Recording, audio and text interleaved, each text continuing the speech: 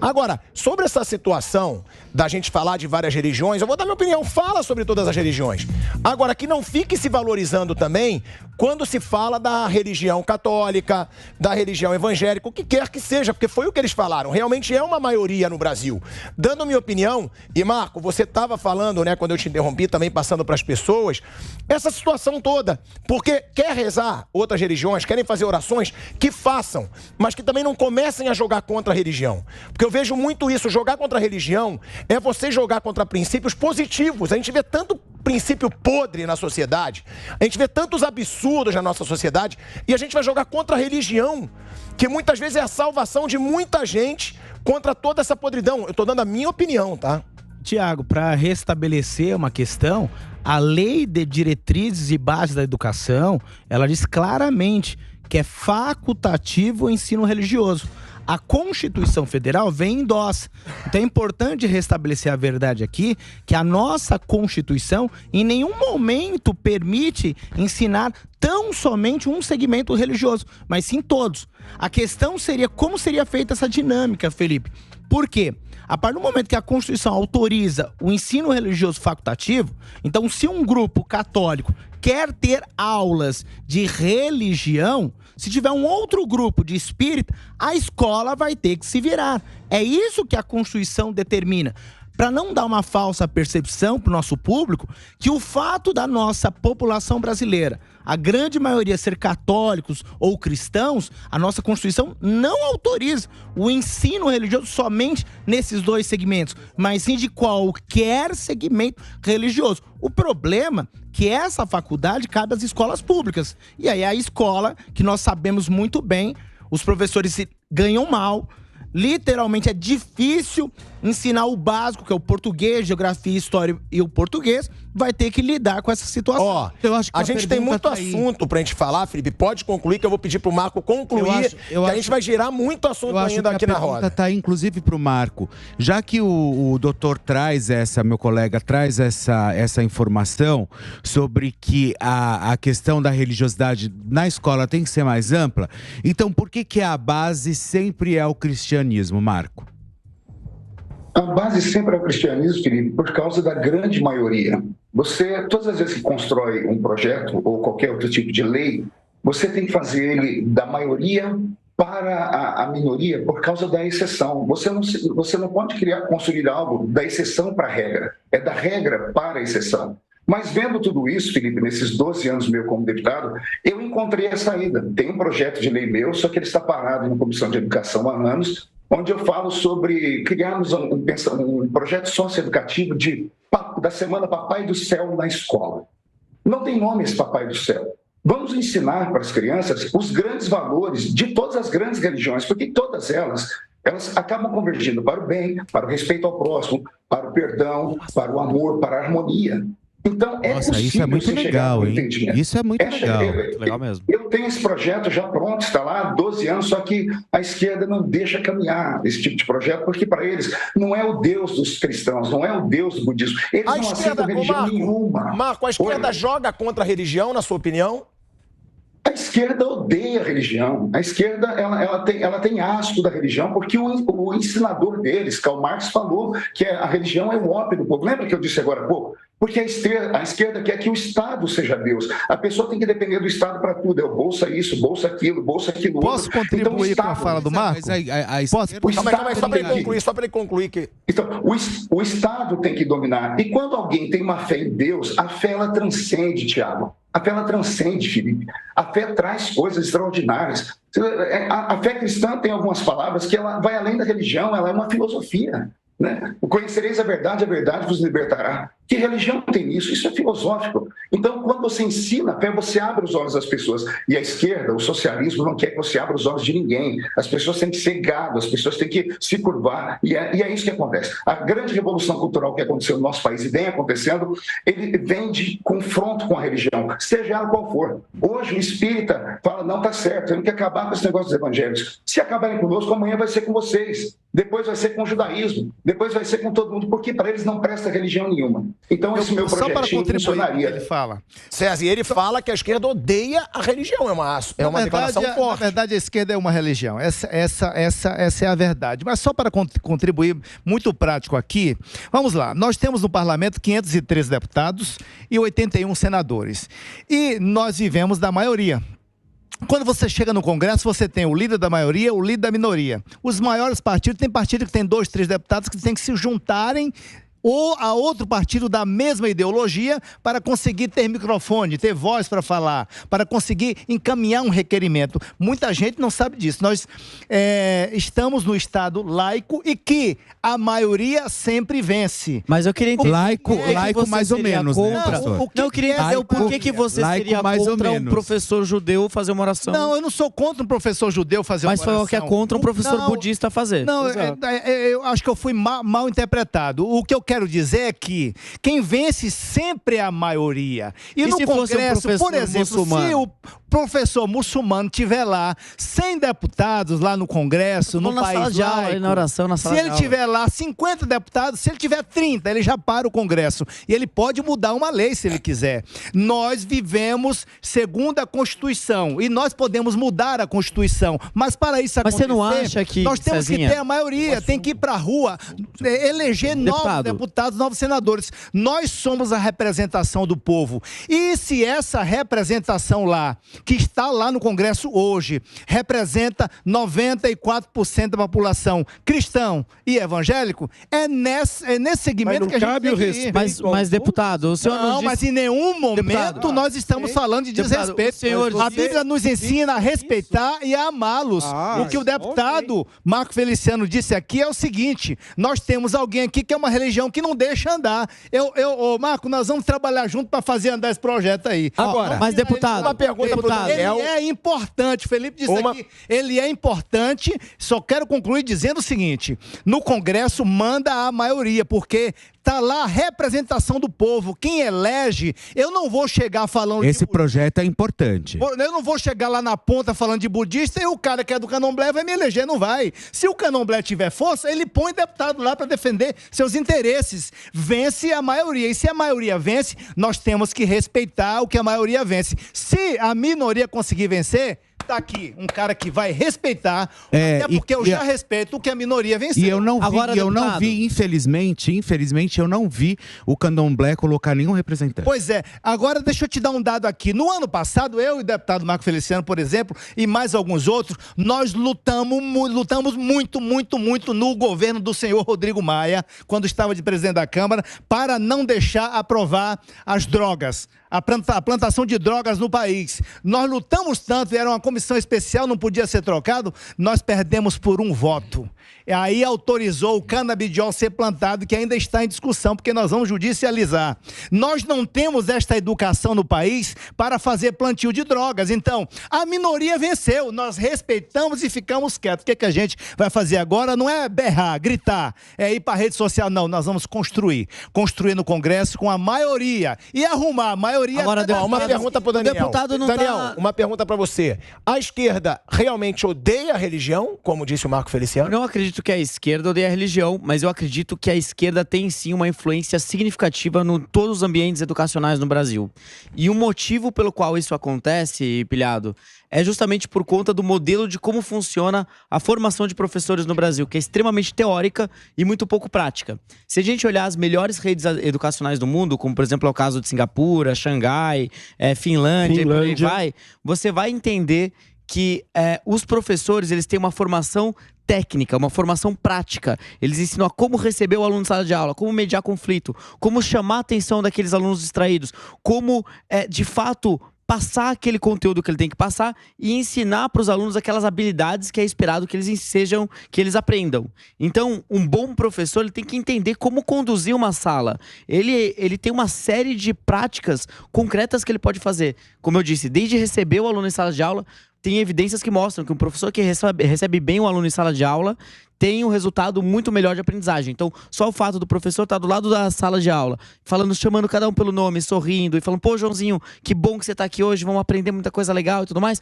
E isso já aumenta o interesse dos alunos, isso já faz com que os alunos aprendam mais. E por que você estava indignado no momento que ele estava falando? Mas eu chego ali. Você estava meio indignado. O problema é que os professores no Brasil têm uma formação extremamente teórica. Eles ficam estudando teoria.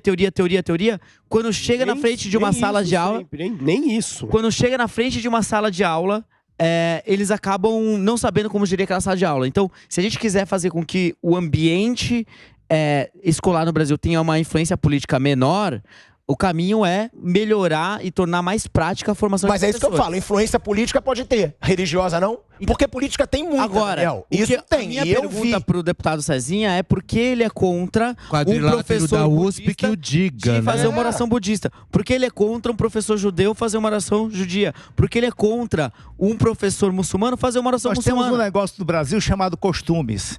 E quais são os costumes? Nós temos, desde que o mundo é mundo, desde que Roma mandava no mundo, o Pai Nosso, que é bíblico, que é o católico, ele... Isso me parece ditadura da maioria. Não. Isso me não é parece uma ditadura da maioria. imposição Se a minoria, em cima da diferença. Não, deputado. Se a minoria, eu acabei de dar um exemplo aqui, a minoria venceu, eu e o Marco e outros. Nós perdemos por um voto na comissão especial e nós estamos tentando construir para construir. Mas isso é a realidade do Congresso e da política, que é outra história. Agora a escola, aqui de lei, a gente está usando o exemplo da escola. Eu sei, mas a escola, ela vai pregar lá o que o Congresso aprova. Então, Agora, hoje o Congresso tem a representação do povo. aprovou Não, eu vou pedir a liberdade palavra. religiosa. Eu vou pedir a palavra e fazer uma Dentro pergunta das pro escolas. João e pro Daniel e depois vou jogar pro Marco. Porque vocês estão falando, tá bom, o professor pode chegar, rezar o Pai Nosso. Por que ele não pode fazer uma oração budista? Concordo. Eu, na minha opinião, poderia. Mas aí eu pergunto, por que não tem essa pergunta? Que todos os professores, se a gente for na USP, se a gente for na PUC, se a gente for em grande parte das universidades, eles doutrinam para a esquerda. Por que não podem doutrinar para a direita? Não, Tem isso também. Porque é o que eu falo, a gente questiona muito. Só que a esquerda, ela age nesse pano de fundo e ela doutrina sim. E a gente não vê. Se um professor doutrinar a direita numa faculdade, ele é humilhado. Ele é exposto Posso te ajudar? Posso te ajudar? Olha o que aconteceu com a Janaína Pela- Pascoal. Pela Ué, mídia, então. olha o que aconteceu com a Vamos lá. Janaína Pascoal. Posso te ajudar nessa resposta? Sem fugir da Desde calma. 1900, desde a porra da ditadura, Não, mas calma aí, desde 1994, Eu só não quero- os ensinamentos dos concursados é de esquerda. Fernando Henrique, Lula. Sim, eu só não quero fugir desse assunto, eu não quero ir pra religião agora. Eu quero só perguntar. Vamos por falar- vamos que falar por que de que um influência professor política dentro do sistema que prega a educacional direita, superior? Vamos por que falar um professor que ele prega a direita, ele é humilhado? Depende do inclusive pela departamento. mídia. É a minoria. Mas Não a é a questão é o minoria. seguinte. Não, a minoria que é de direita. que não é humilhado, que eu quero dizer. Aham. Porque a questão é o seguinte, quando a gente olha a realidade do ensino superior, sobretudo do ensino superior público brasileiro, de fato tem uma influência muito grande e também ali um doutrinamento político muito grande em diversos cursos, sobretudo cursos ligados a humanas, tá? E isso é uma realidade, muito por conta, no meu ponto de vista, de diversos filósofos e pensadores dessas áreas serem pessoas de pensamento de esquerda, naturalmente acaba tendo um enviesamento para essa área. E eu concordo que isso é negativo, tá? Eu concordo E é que pouco negativo. questionado, você concorda? E é muito pouco questionado. Eu fiz parte já do conselho de uma universidade pública, né, durante esses últimos anos, e acompanhei de perto e acompanho de perto a realidade do ensino superior no Brasil. Já os cursos, por exemplo, de exatas, já os cursos que têm grande entrada para o mercado de trabalho, por exemplo, medicina, economia, administração, engenharias, como eu disse, já não tem esse viés tão forte como as áreas de humanas, e inclusive a área do direito. O direito no Brasil, no meu ponto de vista, é uma área extremamente enviesada para a esquerda, e a gente consegue ver isso em diversas organizações, em diversas instituições públicas no país, que pode começar desde tribunais menores até chegar no STF. Existe ali um viés de pensamento no meu ponto de vista. E é só ver o julgamento do Lula, é só ver um monte de coisa que aconteceu nos últimos tempos para chegar a essa conclusão. Agora, o que eu acredito é que para essas áreas de humanas, eu não tenho uma visão de como mudar esse cenário. Agora, para a realidade das escolas, da educação básica, o professor, o aluno de pedagogia no Brasil, o aluno de licenciatura no Brasil, tem que aprender mais prática de sala de aula. Como de fato ensinar. Aí sim, a gente vai ter professores que vão ter cada vez mais condições de passar o conteúdo esperado e gastar menos tempo aí tentando doutrinar os alunos. Marcos, você pediu a palavra, né? A gente já está com você no telão aqui de novo. Agora, para falar sobre essa situação, né, Marco, dessa doutrinação que a gente tem. A gente tem essa doutrina em universidades. A Júlia, da Unirio, lá do Rio de Janeiro, ela foi execrada pelos alunos. Professores e diretores da faculdade não fizeram nada. Por quê? Porque ela pensava de uma forma da direita. Até para sair do assunto também, só da religião, por que essa doutrina política ela também não é tão questionada? E ela é muito pouco questionada. Se você tem um professor de direita, então, nossa, ele é humilhado. Aluno, ele é colocado de lado, como foi a Júlia, que eu cheguei a entrevistar, inclusive, e ela sofreu muita perseguição. E o que me surpreende, diretor da faculdade não fez nada, Unirio, professor da faculdade não fez nada, e a gente não vê tanta movimentação como a gente teve num caso tão bobo, se comparado a isso, de uma oração antes de uma aula. Tiago, eu estava ouvindo o Daniel falar. O Daniel é um menino muito preparado e ele não é bobo. Daniel, você deve lembrar da velha escola de Frankfurt, deve lembrar dos pensamentos de Horkheimer e de outros grandes pensadores de esquerda, porque o que foi que... Quando eu disse que a esquerda odeia Deus, eu disse e reafirmo, tá? Esquerdistas podem não odiar a religião, mas a esquerda... A ideologia esquerda, fundamentada por aqueles homens que vieram lá desde a Revolução Francesa, eles mataram Deus. O iluminismo arrancou Deus de todo o coração por causa até das perseguições católicas, havia rincha e todas as coisas mais. Você vai ver aqui atrás de mim, eu tenho aquele de Tolstói, tá vendo aqui Tolstói? Então, no debate aqui poderia ser assim, bem intelectual e talvez um debate para um outro dia. E o nosso pensamento do ensinamento brasileiro, Paulo Freireano e tantas outras coisas mais, odeiam a fé cristã, e isso é notório em todos os lugares. O pensamento dos professores chega ao nível de uma revolução de fato. Nós tivemos um caso em Roraima agora, a discussão de um professor com um aluno, onde o professor disse ao aluno que o ladrão que está roubando tem o direito constitucional de roubar alguém, porque ele também um cidadão de bem. É um absurdo. Nós discutimos isso essa semana. Então, olha só, essas coisas estão acontecendo no Brasil dioturnamente, e tudo isso porque acabam, sem querer deixar o Tiago aqui bravo, tirando aquilo que transcende do ser humano, porque se você não tem nada acima de você, você vai debater só aqui, e aí ficam os pensamentos pulverizados, e as pessoas acabam fazendo loucuras. Então, nós precisamos rever o ensino brasileiro, sim. É preciso que haja a democracia no ensino. Você vê, olha, eu já tentei participar de debates, por exemplo, na USP. Kim Kataguiri, os meninos aí do MBL. Eu já fui xingado no debate na USP e na Unicamp também. Então, você, Felipe, sério isso? Pessoal, e só que você ainda deixava entrar lá. Eu não me deixava entrar dentro da faculdade. Eu entrei meio forceps também, não foi tão fácil não, viu, Marco? Não me deixaram entrar para conversar sobre isso. Então, mas isso é um absurdo, né, Marco? Porque isso mostra que as universidades, onde tem que haver um debate, porque o ensino ele envolve debate. Ele envolve ideias diferentes. Foi isso que disse. Foi isso que disse o professor João, que ele disse que é só recordar, Feliciano. A grande questão que eu acho é essa que vocês estão colocando. Nós temos, infelizmente, um empobrecimento do debate. E ele fica unilateral o tempo todo. Então nós precisamos ampliar a universidade, ela nasce para quê no mundo? Ela nasce para ser o centro do debate. E até um dado para e a escola também. Isso falta, né? E mais, só para concluir, falta aprofundar teorias. As pessoas leem orelha de livro hoje. E acham que entende alguma coisa e sai falando por aí. É verdade. É um dado assim. É verdade. Aprofundar as teorias, porque daí não se fala tanta besteira ou não se interpreta de forma hoje tão no equivocada. Brasil, e todo mundo sai falando de tudo. Hoje no Brasil, professor, e o senhor está certíssimo. Hoje a grande leitura chama seu WhatsApp. Hoje no Brasil, 60% da população não consegue discernir um fato de uma opinião. Exatamente. Quando isso acontece, é impossível debater. Claro. Que repertório? O fato de uma opinião. Tem repertório. Você é doutor em educação. Sim. Você percebe um preconceito abissal da esquerda com professores que tentam se posicionar a favor da direita? Falando a verdade, eu acho que nas universidades o que a gente percebe é o seguinte: as pessoas têm dificuldade de lidar com a opinião contrária. Exatamente. O debate é posto quando eu penso diferente de você. E eu não preciso sair te odiando ou te matando depois, né? Sim. Mas eu tenho que conseguir debater ideias, e isso é a riqueza. Mas o Olha, professor, ele isso é contribui, muito claro. Ele consegue Isso. se posicionar? Oh, não, mas o quê? nesse debate. A gente teve um caso muito recente, que foi o caso da Janaína Pascoal. Olha só o que aconteceu, ela não pôde entrar na USP, ela é concursada, ou seja, ela é uma doutora, sabe? Foi deputada estadual. Então, ou seja, os estudantes fizeram uma paralisação para tirá-la da universidade. Eu acho que concordo com o que você pensa, mas eu vou te respeitar. Posso contribuir com essa fala aqui? Eu penso o seguinte... E no primeiro dia de aula, Felipe, ela chegou a ser tietada.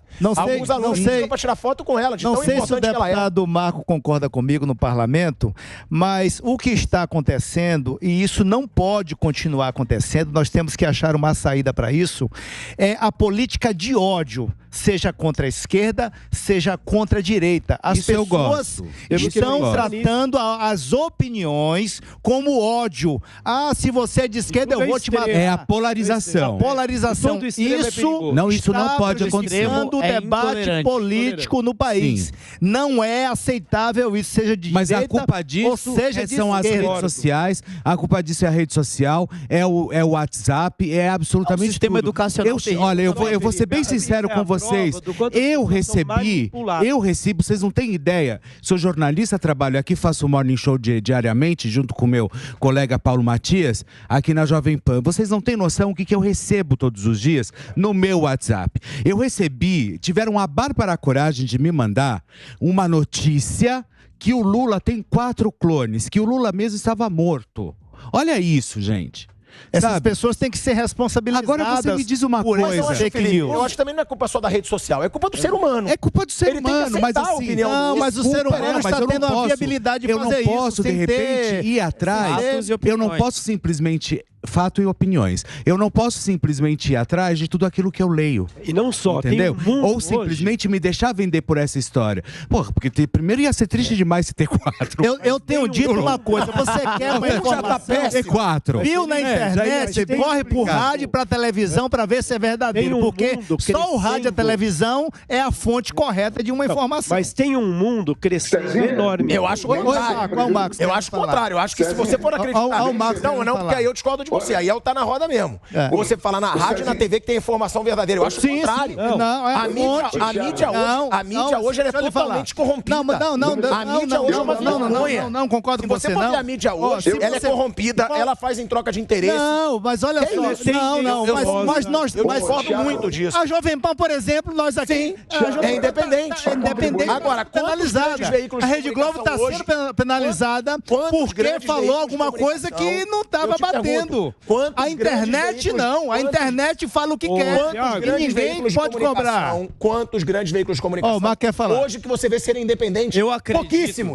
Pouquíssimos. A grande maioria. Mas isso é uma política. É uma política. Corrompido. Não é questão de corrompido. Eu acho que muitas vezes a internet também. O que eu falar aqui, a Jovem Pan pode ser penalizada. Hoje a lei é assim. Não, é a sua opinião. A internet, sim, é a minha opinião, mas a Jovem Pan muitas vezes transmitiu. Não, calma aí. Muitas vezes ela esclarece as pessoas. Não, a internet, 90% das informações da internet é fake news. Eu só vou falar uma coisa. O Marco precisaria estar aqui no estúdio. Ô Marco, pega o carro de Ribeirão Preto e vem pra cá, Marco. Marco Feliciano eu vou te perguntar. O Marco falou uma coisa legal ali que vale a pena explorar. Eu acho que se a gente for acreditar na grande mídia hoje, a gente tá perdido. Porque a grande maioria é em troca de interesse. Eu discordo. Tiago, eu concordo com você, Tiago. Deixa eu dar um exemplo prático. Anteontem eu participei de um debate em uma emissora de TV e o meu oponente era de esquerda, era do PSOL. Depois da segunda pergunta, ele ficou congelado na imagem e sumiu do ar. Eu penso que ele fugiu do debate. Então, ficou só eu falando. E quando eu expus meu pensamento, ao terminar, a jornalista, na ausência de um esquerdista para debater, ela comprou a briga do jornalista e disse que algumas coisas que eu falei podem ser fake news. E eu com vídeos, ela falou fake news e cortou a minha ligação. Então, olha só, de fato, a grande imprensa está corrompida, criou-se um lado. Sem dúvida, e a não internet, concordo com o deputado com Marcos todo o lixo Feliciano. que tem, com todo o lixo que Eu tem tenho que dentro da defender internet, o meu setor Cezinha, de rádio e televisão. a gente ainda encontra dentro da televisão, dentro da internet, coisas boas. Então, por exemplo, esse programa aqui me deixa falar o que eu quiser. Então, aqui temos um programa democrático, Cezinha. Eu sei, mas ô Marco, o que eu estou dizendo, só me entenda aqui para contribuir. Só me entenda para não ficar mal entendido. Ô Marcos, só me entenda para não ficar mal entendido. Qual é a lei, eu vou lhe perguntar, queria que você me respondesse, qual é a lei que tem hoje para quem pôr um fake news na internet? Me responda, zero. Nenhuma. O senhor a rádio e a televisão, a rádio e a televisão tem lei. A própria Jovem Pan está sofrendo um processo. Cezinha, você é a favor da regulamentação da internet de forma drástica? Não é bem assim. Porque hoje quem está fazendo isso é o Felipe Neto. Ó, o Marco Feliciano tá revoltado ali querendo falar. Excelência, me deixa falar para refutar isso, Cezinha. Deixa eu te dizer um assunto aqui comigo. Eu sou exemplo, eu sou uma espécie de para-raio. Tudo que é ruim vem em cima de mim.